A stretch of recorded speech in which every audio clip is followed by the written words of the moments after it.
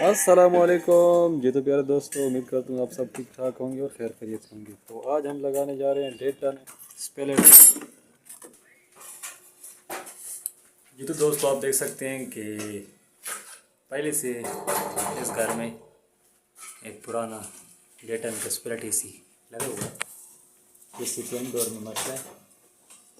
तो इसकी वजह से यहाँ पर हम दूसरा नया स्पेलेट एसी इंस्टॉल करने जा रहे हैं।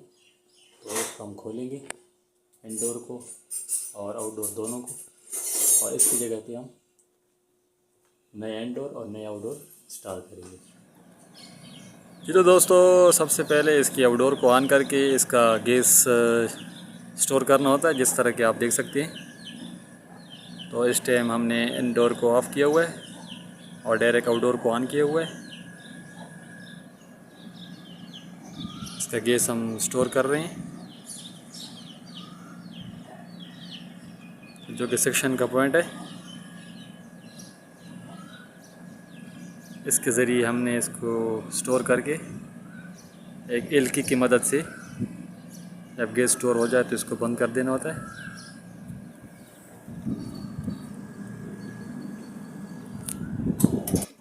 तो इस तरह से दोस्तों, इसमें एम्पेयर मीटर डालकर आउटडोर को ऑन करते हैं और इसका डिस्चार्ज का पॉइंट जहाँ पे बारीक पैप लगा हुआ है इसको बंद कर देते हैं और इसको खुला रखते हैं कि सेक्शन के ज़रिए कंप्रेसर सारा गैस अपनी तरफ खींच ले, स्टोर कर ले। और एम्पेयर मीटर को साथ साथ देखते हैं। इस तरह के इसके एम्पेयर जो कि तकरीबन 7-8 एम्पेयर लेता है स्टार्टिंग में, और सेक्शन को हमने बंद करना होता है जिस टाइम मुकम्मल। तो उस वक़्त तकरीबन इसकी 2 से 2.5 एम्पेयर होती है। तो जिससे ज़ाहिर होता है कि हमारा गैस मुकम्मल तौर पे स्टोर हो चुका है। इसके बाद हमने सेक्शन को एक एलन की मदद से फुल बंद कर देना होता है और इसके बाद आउटडोर को हम बंद कर देते हैं। और इसके बाद इस तरह इसके जो कि आउटडोर के कनेक्शन है इनको खोल के, और जो इसके इंडोर टू आउटडोर पाइप लगे होते हैं गैस की, इनको भी हमने खोल लेना होता है।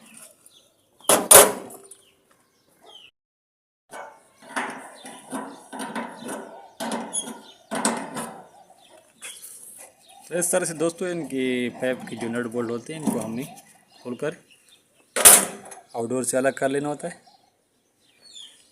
और इसके बाद आउटडोर के जो कि स्टैंड पे लगी नट बोल्ट होती हैं इनको भी हमने खोल लेना होता है। और आउटडोर को यहाँ से उतार के हमने ज़मीन पे रख लेना होता है। और इसके बाद यहाँ पे हमने दूसरा आउटडोर, जैसे कि आप देख सकते हैं, इसको हम इसकी जगह पे भी इंस्टॉल करेंगे। खोलने का तरीका आप दोस्तों ने देख लिया होगा, जो कि बहुत ही आसान है। और इसके बाद हम अभी इसकी इंस्टॉलेशन का काम करेंगे।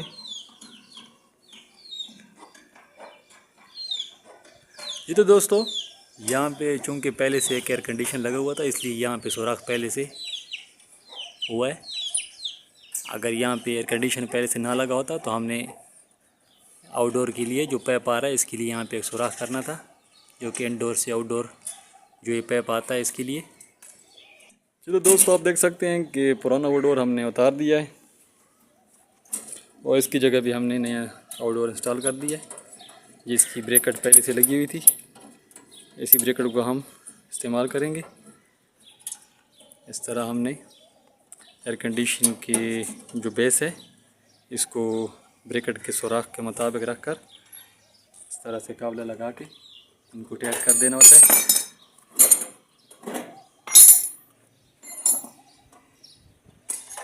कि हमारा आउटडोर महफूज रहे और कोई ख़तरा ना हो गिरने का।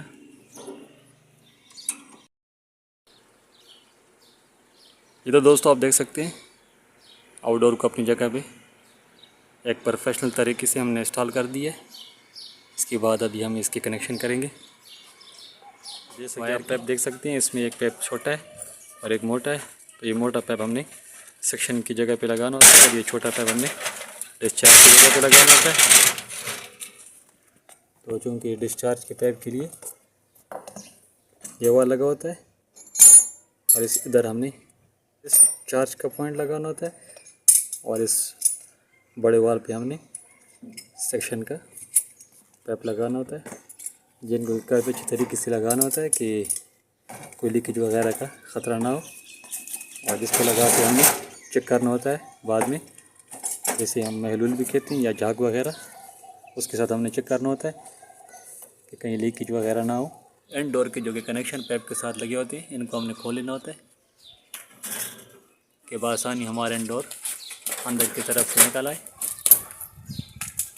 तो चलिए दोस्तों, एंड डोर के कनेक्शन हमने पाइप से डिस्कनेक्ट कर दिए हैं। इसके बाद हम एंड डोर को उतारते हैं और इसकी जगह पे हमने एंड डोर इंस्टॉल करते हैं। तो दोस्तों इसके बाद हमने तरीके से एंड डोर को इस तरह से उठा लेना है ब्रैकेट से और निकाल लेना है दीवार से। इसके बाद एक हथौड़ी और छेनी की मदद से, जो कि हमारी ब्रेकर लगी हुई है, तो स्टैंड एंड डोर का, इसको हमने डोर के लिए जो वायर जाएगी इसको हमने पहले से कनेक्ट कर देना है, जो कि बाद में हमारे लिए आसानी होती है। तो आप देख सकते हैं इनडोर के पॉइंट और आउटडोर के पॉइंट। यहाँ पे हमने जो कि आउटडोर की वायर है इसको पहले से कनेक्ट कर लेना है और इसके बाद इनडोर को हमने स्टैंड पे इंस्टॉल कर लेना है। तो दोस्तों इसके बाद स्पेलेट इनडोर को हमने उल्टा रख के इस पर जो कि ब्रैकेट है ये इस तरह रख के हमने इनकी टेप की मदद से नाप करना होता है और नाप करके इसके बाद जो कि ब्रैकेट है इसको जहाँ पे हमने लगाना होता है वहाँ पर हमने नाप करना होता है कि जहाँ पे हमारी ब्रैकेट लगेगी तो उस हिसाब से जहाँ से हमारे इनडोर के जो कि पाइप हैं गैस के जो कि बाहर की तरफ जाएंगे आउटडोर की तरफ, तो वो उसका साइज हमने लेना होता है कि वो अपनी जगह पे फिक्स आ जाए और इस सुराख में एक पाइप निकल जाए और जो कि इनडोर है ये अपनी जगह पे फिट हो जाए। हमने इनडोर की स्टैंड को रख के एक लेवल की मदद से और इसके निशान एक पेंसिल की मदद से लगानी होती। तो जैसे कि आप देख सकते हैं पहले यहाँ पे हमारा एक स्टैंड स्टील की मेख के साथ लगा हुआ था। अस्सलाम वालेकुम। ये तो दोस्तों आप देख सकते हैं जहाँ पे हमारी पहले स्टील की मेख लगी हुई थी स्टैंड। तो दोस्तों इस तरह ड्रिल मशीन की मदद से हमने सुराख कर लेने होते हैं। इसके बाद हमें स्टैंड को कट पेच के ज़रिए लगाना होता है, जो कि बाद में खोलने में काफ़ी आसानी होती है।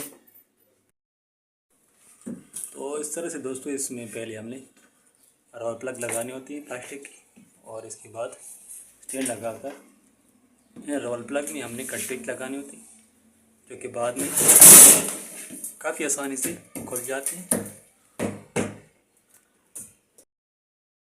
तो आप देख सकते हैं दोस्तों इस तरह रोल प्लग में हमने कट पेच लगा के एक पेच की मदद से टाइट करनी होती है।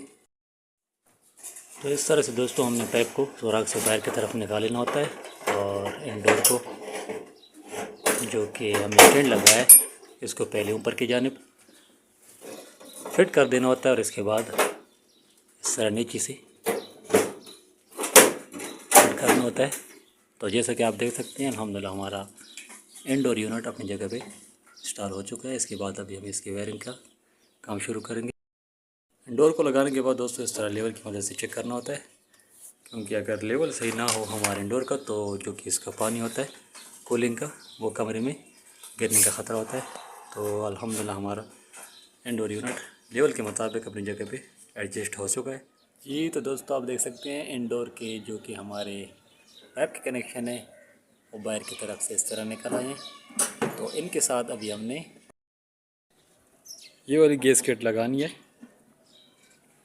तो इसको लगा के इन जॉइंट के साथ इसके बाद हमने आउटडोर के साथ लगानी होती है और इसके बाद हमने इसके जो गैस है जो कि ऑलरेडी पहले से आउटडोर में स्टोर होता है इसको हमने खोलना होता है।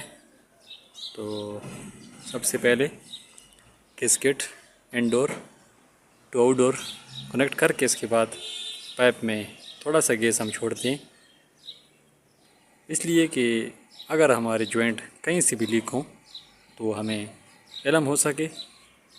और इसके बाद हमने उन जॉइंट को अगर लीक हों तो प्रॉपर तरीके से टाइट करके इसके बाद हमने मुकम्मल फ्लैशिंग कर देनी है।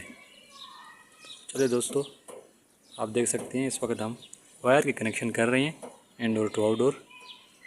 इसके बाद हम इस गैसकेट के कनेक्शन कर दें और आप दोस्तों को दिखाते हैं कि तो इस तरह से दोस्तों हमने गैसकेट को खोल लेना होता है। तो जब भी आप दोस्त ये गैसकेट खोलें तो काफ़ी एहतियात करें और तरीके के साथ खोला करें, क्योंकि अक्सर बेहतियाती की वजह से हमारी ये गैसकेट बास टाइम डैमेज हो जाती है।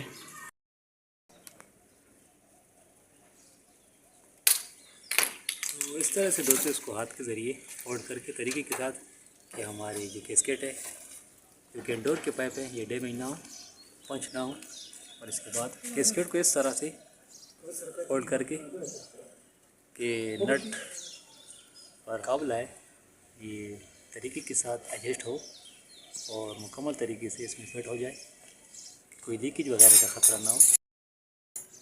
तो इस तरह दोस्तों आपने एक मग में इस तरह जाग बनाकर हमने एक पेंचूस की मदद से जहाँ पे हमारे जॉइंट आते हैं गैसकेट में वहाँ पे लगा के हमने चेक करना होता है कि कहीं से हमारा गैस का मसला तो नहीं है।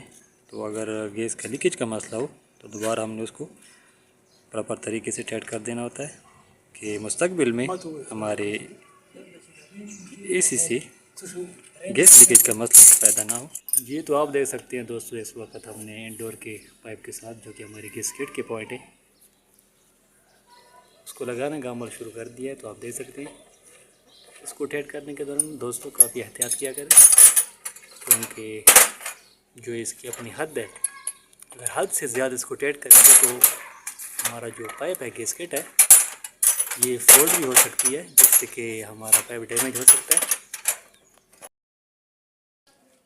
जी तो दोस्तों आप देख सकते हैं इस तरह जाग की मदद से हमने जो कि जॉइंट लगाए हैं गैसकेट और इंडोर के उसको हमने चेक करना होता है कि अगर कहीं से हमारा गैसकेट से गैस लीक हो रहा है तो इसको हम प्रॉपर तरीके से दोबारा टाइट कर दें। तो सबसे पहले दोस्तों हमने जो कि डिस्चार्ज पॉइंट है, डिस्चार्ज का पॉइंट है, यहाँ से हमने एक एल्की की मदद से थोड़ा सा गैस निकालना होता है और जो कि सेक्शन पॉइंट है इसको हमने खोलना होता है कि सर्कल कर ले इंडोर से आउटडोर से और जो इसकी गैसकेट है इससे। तो हमने इन पॉइंट को भी चेक करना होता है झाग की मदद से और जो कि मैंने आप दोस्तों को दिखाया यहाँ से भी चेक करना होता है। तो अगर कहीं से भी गैस लीक ना हो तो इसके बाद हमने इसको इस तरह कूलिंग पट्टी की मदद से पिक कर देना होता है और इसके बाद हमने इसकी मुकम्मल गैस चार्जिंग कर लेनी होती है। ये तो दोस्तों इस पाइप को आप देख सकते हैं जो कि ये हवा में आ रहा है और बाज़ औक़ात ये हिलेगा और हमारे जॉइंट हैं इनका लीकेज होने का ख़तरा है। तो आप देख सकते हैं इस तरह एक स्टील मेख की मदद से हमने वायर टिश करके इस तरह पाइप को बांधना होता है कि हवाओं के दबाव से हमारा ये पाइप हरकत ना करे कि हमारे जॉइंट लीक ना हो। तो अल्हम्दुलिल्लाह दोस्तों हमारे गैसकेट में किसी किस्म का लीकेज का मसला नहीं है। और इसके बाद हमने इसको तो दोस्तों गैस लीकेज चेक करने के बाद हमने डिस्चार्ज को मुकम्मल तौर पे खोल लेना होता है और सेक्शन को भी हमने क्योंकि पहले से खोला होता है। और इसके बाद हमने इसके ऊपर जो कि इसकी जेट कैप है क्योंकि कैप है इस तरह की नट कैप उसको हमने इसके बाद हमने इसको नट कैप लगा देनी होती है और इसी को चालू कर देना होता है। और आखिर में जो कि इसके अंदर वाल लगी होती हैं उसको भी हमने की मदद से चेक करना होता है कि कहीं से हमारे जो कि वाल लगे हैं आउटडोर में ये लीक ना हो। तो अगर ये भी लीक ना हो तो इसके बाद हमने इन नेट कैप को फुल टाइट करके छोड़ देना होता है।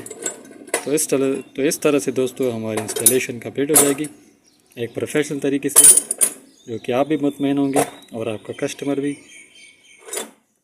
जी तो दोस्तों आप देख सकते हैं इस तरह झाग की मदद से हमने जो कि जॉइंट लगाए हैं गैसकेट और इंडोर के, उसको हमने चेक करना होता है कि अगर कहीं से हमारा गैसकेट से गैस लीक हो रहा है तो इसको हम प्रॉपर तरीके से दोबारा टाइट कर देंगे।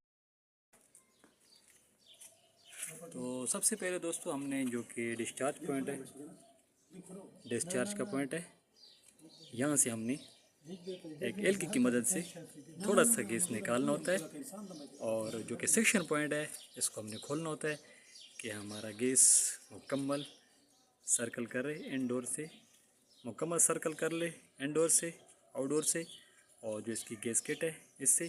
तो हमने इन पॉइंट को भी चेक करना होता है झाग की मदद से, और जो कि मैंने आप दोस्तों को दिखाया यहाँ से भी चेक करना होता है। तो अगर कहीं से भी गैस लीक ना हो तो इसके बाद हमने इसको इस तरह कूलिंग पट्टी की मदद से पिक कर देना होता है, और इसके बाद हमने इसकी मुकम्मल गैस चार्जिंग कर लेनी होती है।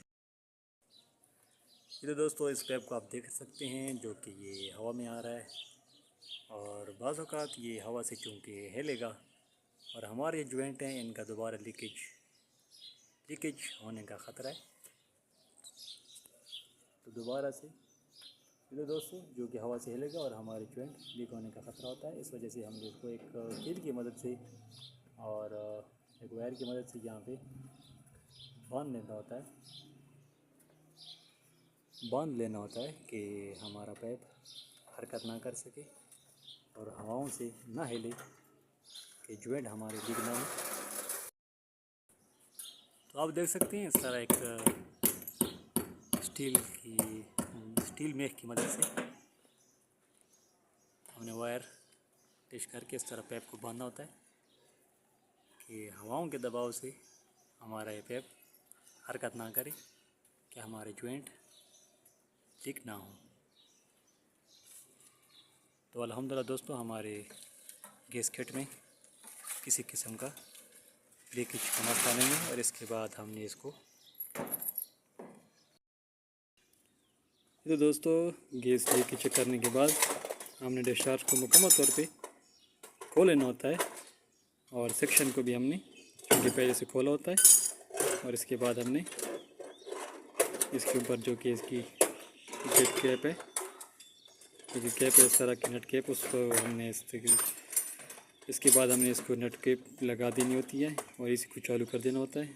और आखिर में जो कि इसके अंदर वाल लगी होती हैं उसको भी हमने एक झाग की मदद से चेक करना होता है कि कहीं से हमारे जो कि वाल लगे हैं आउटडोर में ये लीक ना हो। तो अगर ये भी लीक ना हो तो इसके बाद हमने इन नट कैप को फुल टाइट करके छोड़ देना होता है। तो इस तरह से दोस्तों हमारी इंस्टॉलेशन कंप्लीट हो जाएगी एक प्रोफेशनल तरीके से, जो कि आप भी मुतमईन होंगे और आपका कस्टमर भी। जी तो दोस्तों आप देख सकते हैं अल्हम्दुलिल्लाह हमारे इंस्टॉलेशन का अमल पूरा हो चुका है। अभी इस टाइम हमने इसको 16 टेम्परेचर पे रखा है और हमारा इंडोर ऑन हो चुका है। तो चंद ही सेकंड बाद हमारा आउटडोर ऑन हो जाएगा और इसके बाद इसकी कूलिंग का अमल शुरू हो जाएगा।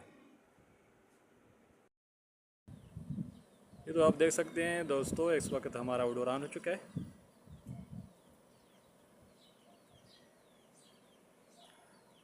और कूलिंग इसने अल्हम्दुलिल्लाह शुरू कर दी है।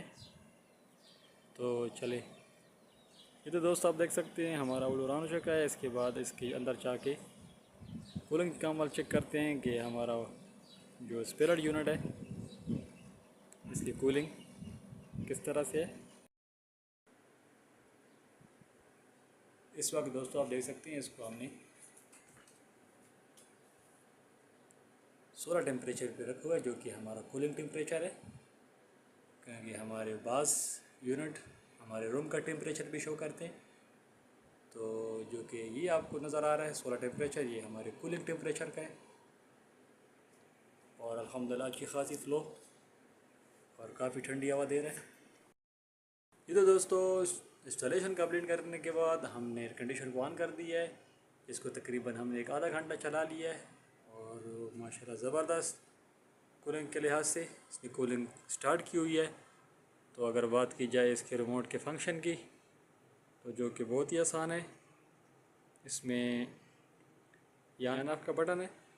इसके अलावा ये हमारे मूड का बटन है, ये हमारी स्पीड का बटन है, जो कि इसके अंदर फैन मोटर लगी है, ये उसका बटन है। इसके अलावा ये हमारी स्विंग का बटन है, जो कि इसके अंदर स्विंग होती है। इसके अंदर ब्लेड दोस्तों आप देख सकते हैं, जो कि लेफ़्ट और राइट घूम रहे हैं। ये हमारा बटन रिमोट में स्विंग वाला उसका है। इसके अलावा ये दूसरी स्विंग का बटन है दोस्तों, ये हमारे जो ऊपर और नीचे की तरफ इसका ब्लेड घूम रहा है, ये इसका है। और तो रिमोट में दोस्तों काफ़ी ज़्यादा फंक्शन है, लेकिन जो ज़्यादातर हमारे काम में दोस्तों, इसके अलावा ये जो बटन आपको नज़र आ रहे हैं, ये हमारे टेम्परेचर को कम और ज़्यादा करने के लिए, जैसा कि आप देख सकते हैं। इसके अलावा ये हमारा टर्बो का बटन है, जो कि फुल स्पीड का बटन है, तो आप इस पर लगा के इसके फ्लो को फुल तेज़ कर सकते हैं। तो उम्मीद करते हैं दोस्तों आज की वीडियो आप दोस्तों को पसंद आई होगी। तो अगर आप दोस्तों को आज की वीडियो पसंद आई हो तो चैनल को सब्सक्राइब करें, वीडियो को लाइक करें और दोस्तों के साथ शेयर करें। और इंशाल्लाह मिलते हैं एक नेक्स्ट वीडियो के साथ। तब तक के लिए ओके, अल्लाह हाफिज़।